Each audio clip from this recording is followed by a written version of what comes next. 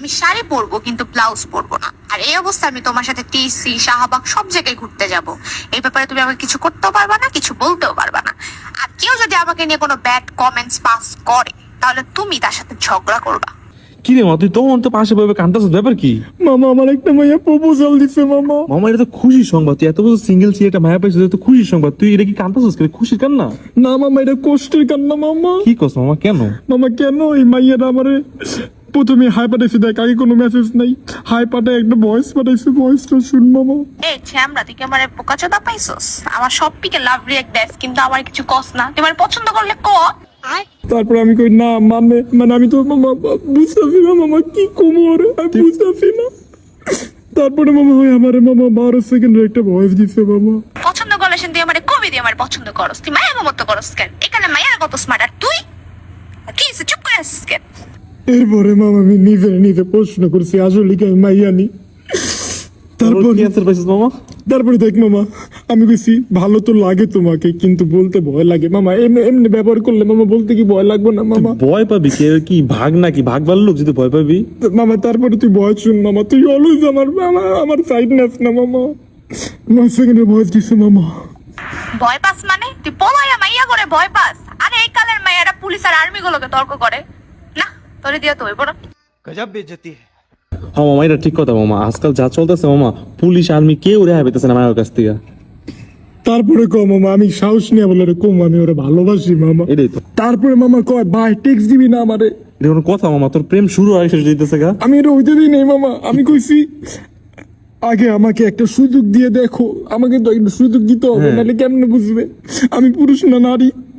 তারপরে মামা আমার কয় আমার কিছু দাবি আছে, এগুলো পূরণ করতে পারলে তোমাকে আমি আমার বয়ফ্রেন্ড বানাবো মামা।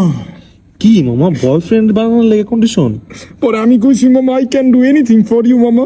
এটা এটা আমার লাইফের সবচেয়ে বড় ভুল মেসেজ মামা। মামা বুঝলাম তুই এনিথিং ফর ইউ করতে পারবি ওর লাগে, কিন্তু এই যে পাশে চাঁদের ছবি দিলে, এর মানে তুই কি বুঝাইলি যে তুই ওর লেগে চাঁদ হয়ে তোর আকাশ থেকে? মামা ওই সেই সব দাবি দিচ্ছে মামা, যেই সব দাবি ওই আমার দিচ্ছে, এর তো সহজ মামা চা দেয় না দেওয়া মামা। কি কস মামা আসলে? ও মামা এই जल्दी बोल, कल सुबह पनवेल निकलना है। বয়সটা শুন। শোনা দাবি। আমার প্রথম দাবি হইলো আমার ছোট কপালে আমি বড় টিপ পরবো আর আমার নাকে সবসময় নথ থাকবো। যদি তোমার ভালো লাগে তাহলে আলহামদুলিল্লাহ, আর যদি না ভালো লাগে তাহলে বাবা কোনো কথা বলতে পারবা না। মামা প্রথম দাবি শুনে তুমি বুঝে লিছি মামা, কন্ডিশন তো অনেক খারাপ মামা। এটা যাইতেছে ওপরে যে দাবি তো সব শাহবাগের দিকে যাইতেছে মামা। মামা এটা কিছু না মামা, এটা ভালো ছিল মামা, আলহামদুলিল্লাহ মাইনা নিছিলাম। আমি কইছি আচ্ছা। তারপরে মামা 17 সেকেন্ডে যে দাবিটা দিছে মামা, এটা না হলে হয় না মামা। শোনা মামা, দাবি নাম্বার 2, আমি শাড়ি পরবো কিন্তু ব্লাউজ পরবো না। আর এই অবস্থা আমি তোমার সাথে টিসি শাহবাগ সব জায়গায় ঘুরতে যাব। এই ব্যাপারে তুমি আমাকে কিছু করতেও পারবা না, কিছু বলতেও পারবা না। আর কেউ যদি আমাকে নিয়ে কোনো ব্যাড কমেন্টস পাস করে তাহলে তুমি তার সাথে ঝগড়া করবা।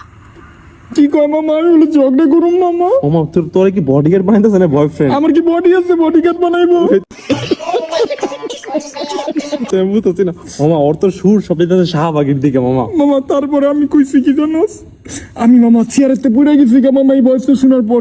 তারপরে আমি কই তারপরে মামা 11 সেকেন্ডের একটা ভয়েস দিছে মামা। কি কয় মামা? লাস্ট কথা, আমি সবসময় উচ্চস্বরে কথা বলি বাঘিনীর মতো, কিন্তু তুমি কখনো আমার সাথে উচ্চস্বরে কথা বলতে পারবা না। তুমি আমার সাথে সবসময় ভিজা বিড়ালের মতো করে কথা বলবা, মিয়াও।